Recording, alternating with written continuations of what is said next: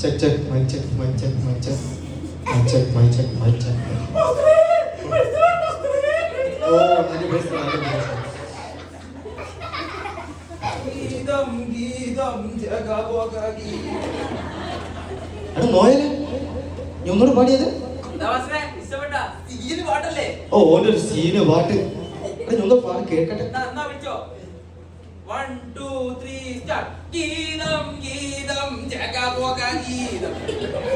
ഇത് ജയ ജയ ഗീതല്ലേ?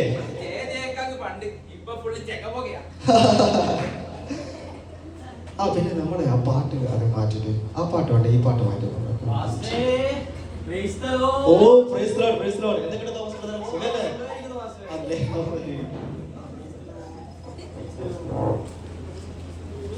നമുക്ക് നമ്മുടെ കണ്ണുകൾ അടച്ച് ദൈവത്തിന്റെ സന്നിധിയിൽ അല്പസമയം നമുക്ക് പ്രാർത്ഥിക്കാം. ഇന്നത്തെ ആരാധന നമ്മുടെ ജീവിതത്തിൽ ഒരു അനുഗ്രഹമായി തന്നെ മാറണം.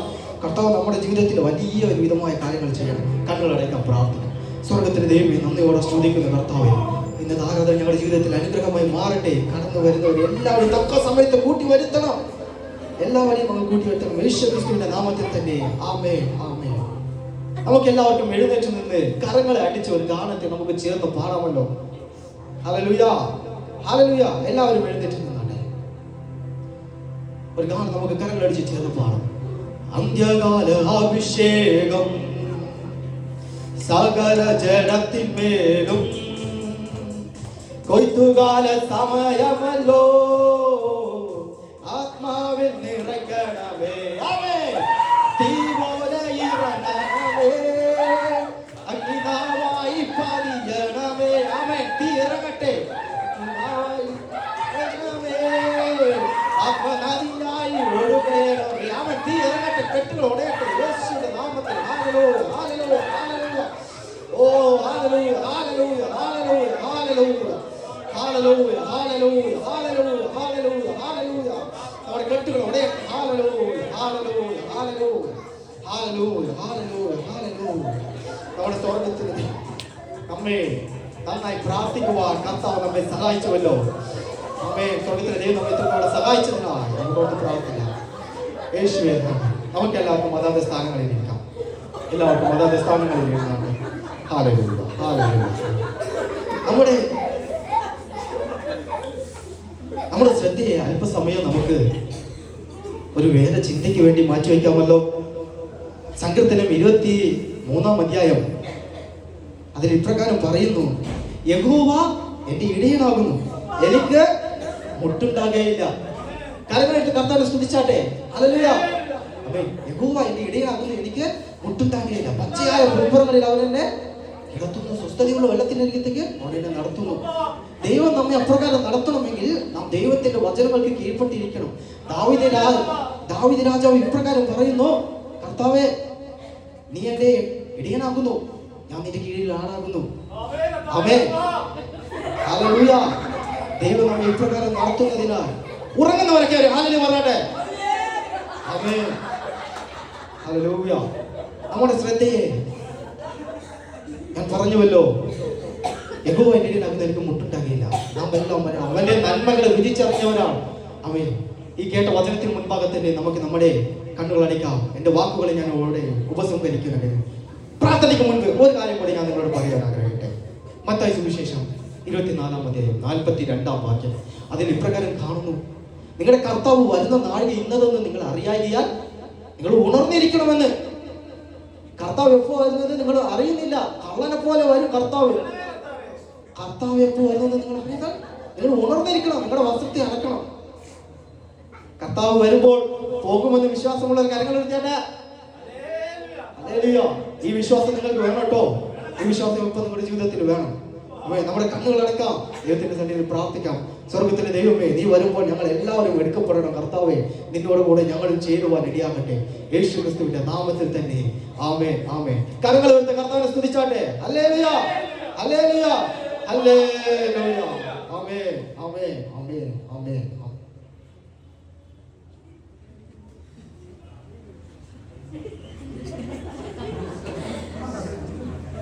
11 മണിക്ക് നിർത്തേണ്ട ആരാധന എന്തിനാ 12 മണി വരെ ഇവിടെ ഇരുന്ന് ആവിയിട്ട് ബാക്കി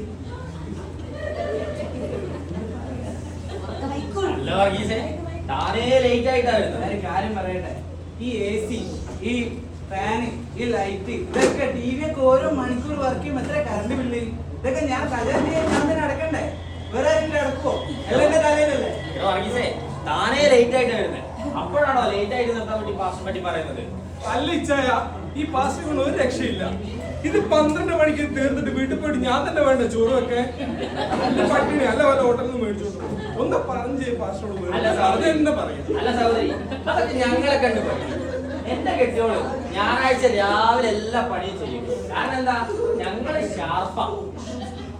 ഓ അങ്കിള് സൺഡേ മാത്രം ഷാർപ്പ്, ഉപവാസത്തിനൊന്നും ഷാർപ്പല്ലേ? എടാ കൊച്ചേർക്ക, ഉപവാസമൊക്കെ ഒരു പണിയില്ലാത്തവർക്കാ. നിങ്ങൾക്ക് അറിയാലോ, ഞാൻ ഫുൾ ടൈം ബിസിയാ. ഞാൻ ബിസിനസ് മാൻ അല്ലേ. പിന്നെ ഉപവാസം പ്രാർത്ഥന ഒക്കെ അതൊക്കെ പാസ് ചെയ്തോളൂ, നമുക്ക് വേണ്ടി പ്രാർത്ഥിച്ചോളൂ. നിങ്ങൾക്കറിയാലോ, സൺഡേ ഞാനും എന്റെ കുടുംബവും ഷാർപ്പാണേ. നിങ്ങള് ആ സൂസമ്മയെ കണ്ടു പഠിക്കണം. എന്താ ആരാധന! പിന്നെ എന്റെ കീബോർഡ് വായനയിലാണ് ആ ആരാധന. ഞാനൊരു കാര്യം പറയാം. പിന്നെ സൂസമ്മയുടെ തുള്ളു മാത്രമേ ഒരു കണ്ടുള്ളൂ. വീട്ടിലെത്തുള്ളൂ കണ്ടില്ല. അതെ, അവള് ആരാധന. നിങ്ങൾ ഇതൊക്കെ ഒന്ന് വിട്. ഞാനൊരു കാര്യം പറയട്ടെ, ലാസ്റ്റ് പറഞ്ഞു കേട്ടോ, യേശു വരാറായി. എനിക്ക് തോന്നുന്നത് അവസാനം പോകുന്നത് ആ സന്തോഷം മാത്രമായിരിക്കും. അതൊക്കെ വെറും പ്രയാസനാന്നേ. കർത്താവ് എപ്പ വേണേ വന്നോട്ടെ. പക്ഷെ എനിക്കൊരു കണ്ടീഷനേ ഉള്ളൂ കേട്ടോ. ഞായറാഴ്ച വന്നാൽ മതി, അപ്പൊ മാത്രമേ ഞാൻ ഫ്രീ ആവൂ.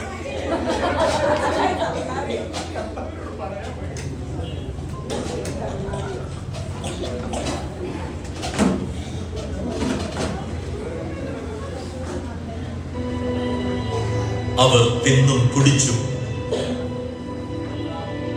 വിവാഹം ചെയ്തു കൊടുത്തു, വാങ്ങിയും വിറ്റും വീടുകൾ പണിതീർത്തു.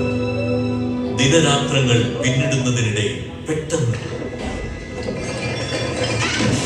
വലിയ ഭൂകമ്പങ്ങളും കൊടുങ്കാറ്റുകളും പല സ്ഥലങ്ങളിലും ഉണ്ടാകും.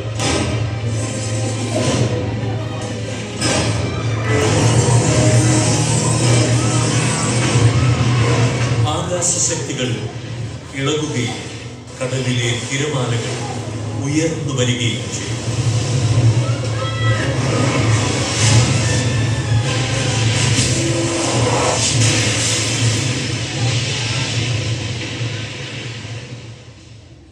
യുദ്ധങ്ങളും ഇന്നുവരെ ഉണ്ടായിട്ടില്ലാത്ത കഷ്ടതകളും ആ ദിവസങ്ങളിൽ ഉണ്ടാകും. എന്നാൽ അവസാനം ഇനിയുമായിട്ടില്ല. അനേകർ വിശ്വാസം ഉപേക്ഷിക്കുകയും പരസ്പരം ഒറ്റിക്കൊടുക്കുകയും ചെയ്യും. എന്നാൽ അവസാനം വരെ പിടിച്ചു നിൽക്കുന്നവർ രക്ഷിക്കപ്പെടും.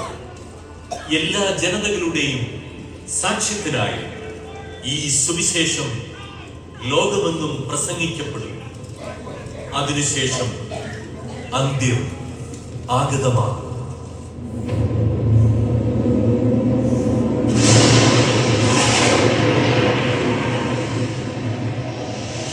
അപ്പോൾ വലിയ കാഹളത്തോടും ശക്തിയോടും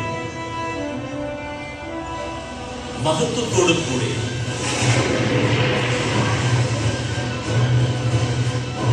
മനുഷ്യപുത്രൻ വാനമേഘങ്ങളിൽ വരും.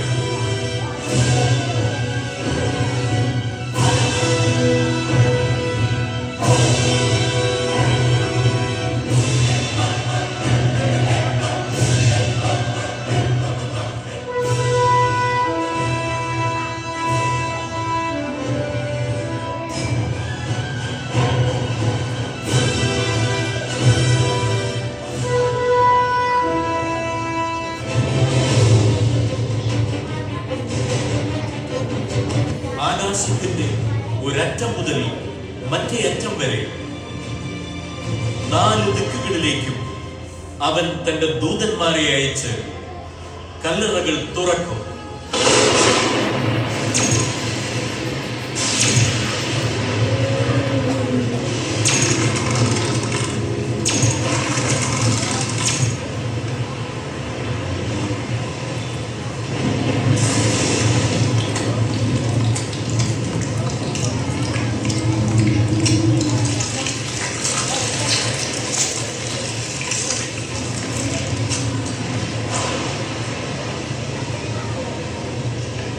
ഗംഭീര ശബ്ദത്തോടെ വേർപെട്ടു പോയ അസ്ഥികൾ തമ്മിൽ ചേർന്ന് ശരീരം ധരിച്ച് മരിച്ചവരെല്ലാം ജീവൻ പ്രാപിക്കും.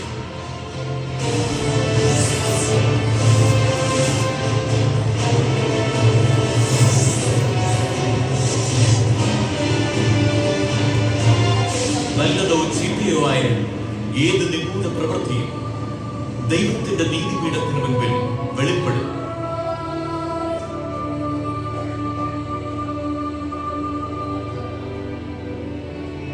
ഗ്രന്ഥങ്ങൾ തുറക്കപ്പെടും.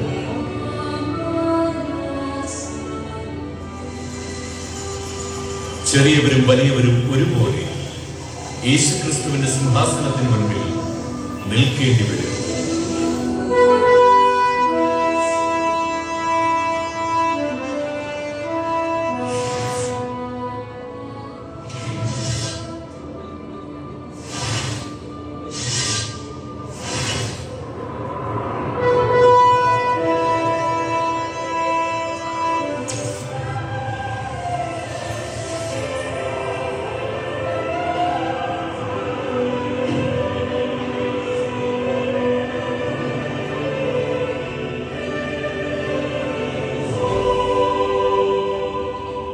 താങ്കളുടെ പ്രവൃത്തികൾക്കനുസൃതം ഓരോരുത്തരും വിധിക്കപ്പെടും.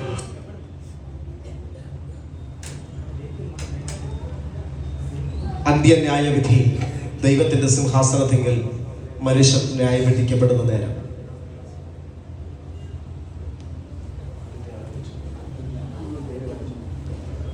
തോട്ടത്തിൽ വർഗീസ് ആദ്യനും അന്ത്യനുമായ കർത്താവ് അരുളിച്ചെയ്തത്, ഞാൻ നിന്റെ പ്രവൃത്തി അറിയുന്നു. കണ്ട ലോകത്തെ സൗഖ്യമാക്കി പാവങ്ങളെ കഴുകി നിന്നെ എന്റെ മകനാക്കി. എന്റെ നാമത്തെ ഉയർത്തുവാൻ ഞാൻ നിനക്ക് സ്ഥാനങ്ങളും പദവികളും നൽകി, താലന്തുകൾ നൽകി. എന്നാൽ നീ ദൈവത്തെക്കാൾ അധികമായി പണത്തെയും സ്ഥാനമാനങ്ങളെയും സ്നേഹിച്ചു. എന്റെ വഴികളിൽ നടന്നതുമില്ല. മാനസാന്തരത്തിൽ നൽകിയ അവസരങ്ങളെ നീ നഷ്ടമാക്കി. ആകയാൽ നീ എന്റെ സ്വസ്ഥതയിൽ പ്രവേശിക്കുകയില്ല എന്ന് സർവശക്തിയുള്ള കർത്താവ് അറിയിച്ചു.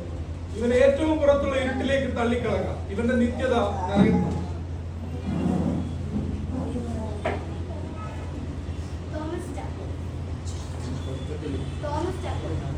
മരിച്ചവരായിരുന്നു, എന്നാൽ എന്നേക്കും ജീവിക്കുന്നവനല്ല ചെയ്യുന്നത്. മകനെ, ഞാൻ നിന്നെ അറിയുന്നു. മനുഷ്യരുടെ മുമ്പിൽ ഞാൻ അന്യനായിരുന്നു. നിത്യനിഷ്ഠക്കാരൻ ആയിരുന്നു, ബഹുമാന്യായിരുന്നു, ദശാംശം കൊടുത്തു. എന്നാൽ ജീവനുള്ളവൻ എന്ന് നിനക്ക് പേരുണ്ടെങ്കിലും നീ മരിച്ചവനാകുന്നു. ഞാൻ നിന്റെ പ്രവൃത്തി നേരുള്ളതായി കണ്ടില്ല. കർത്താവിനേക്കാൾ മറ്റുള്ളവർ നൽകുന്ന പ്രശംസയിൽ രസിക്കുകയും നിന്റെ ദാസന്മാരെ ആക്ഷേപിക്കുന്നത് ഞാൻ കാണുന്നു. ആകയാൽ നീ വിശ്വസ്തതയിൽ പ്രവേശിക്കുകയും കർത്താവ് അറിയിച്ചു. ഇവനെ ഏറ്റവും പുറത്തുള്ള ഇരുട്ടിലേക്ക് തള്ളിക്കളക. ഇവന്റെ നിത്യത നരകത്തിൽ. ഹൃദയങ്ങളെ അറിയുന്ന കർത്താവ് അരുളിച്ചെയ്തത്, ഞാൻ നിന്റെ പ്രവൃത്തി അറിയുന്നു. നിന്റെ വ്യാജ ആരാധനയും കപടഭക്തിയും ഞാൻ വെറുക്കുന്നു. പുറമേ കാണിക്കുന്ന ഭക്തിയല്ല, ഹൃദയം നോക്കുന്നവനാണ് ദൈവമെന്ന് നീ അറിഞ്ഞുകൊള്ളുക. മാത്രമല്ല, അനേകരുടെ കഷ്ടതയിൽ സഹായമാകാൻ ഞാൻ നിന്നിൽ നൽകിയ സമ്പത്തുകൾ നിനക്കായി കൂട്ടിവെച്ചു. ആഡംബരത്തിൽ മുഴുകിയും നീ ചെയ്തു. ആകയാൽ നീ എന്റെ സ്വസ്ഥതയിൽ പ്രവേശിക്കുകയില്ല എന്ന് കർത്താവ് അരുളിച്ചെയ്തു. ഇവളെ ഏറ്റവും പുറത്തുള്ള ഇരുട്ടിലേക്ക് തള്ളിക്കളക. ഇവരുടെ നിത്യത പ്രേരിപ്പിച്ച ജീവന്റെ ഗ്രന്ഥത്തിൽ പേരെഴുതപ്പെടാത്തവരെല്ലാം പുഴുക്കൾ ചാകാത്തതും അഗ്നി ശമിക്കാത്തതുമായ നരകാഗ്നിയിലേക്ക് വലിച്ചെറിയപ്പെടും.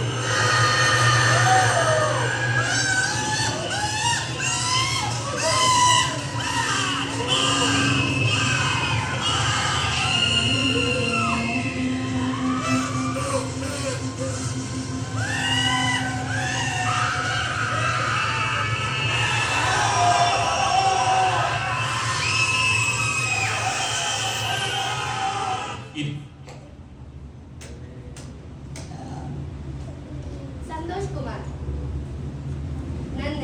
നല്ലവരും വിശ്വസ്തനുമായ ദാസനെ, നീ അല്പത്തിൽ വിശ്വസ്തനായിരിക്കുന്നു.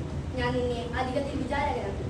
നീ ലോകം നൽകിയ സ്ഥാനങ്ങൾ, ധനം എല്ലാം ചപ്പുന്നും ചവറന്നും എണ്ണിയതും കർത്താവിന്റെ നാമം നിമിത്തം നീ സഹിച്ചതും തളർന്നു പോകാത്തതും നിന്റെ സുവിശേഷത്തിന് സാക്ഷിയായതും ഞാൻ അറിയുന്നു.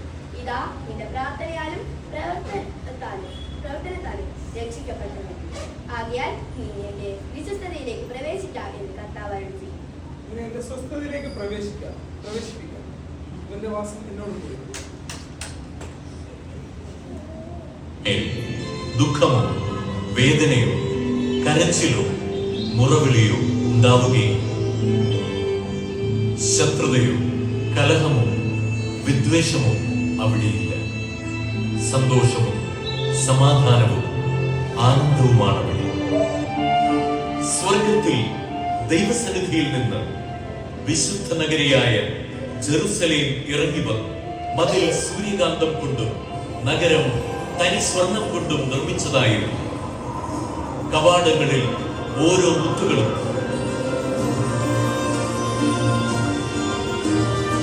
ഇസ്രായേൽ ഗോത്രങ്ങളുടെയും അപ്പസ്തോലന്മാരുടെയും പേരുകളും എഴുതപ്പെട്ടിരുന്നു.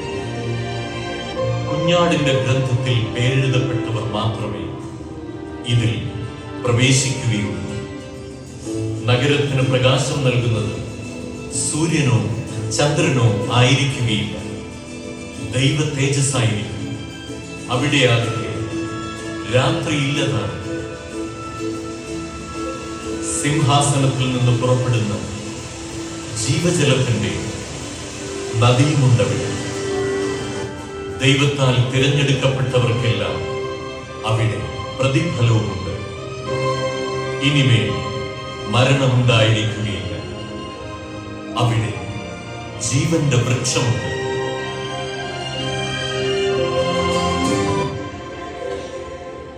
യേശുവാകുന്നു വഴിയും സത്യവും ജീവനും.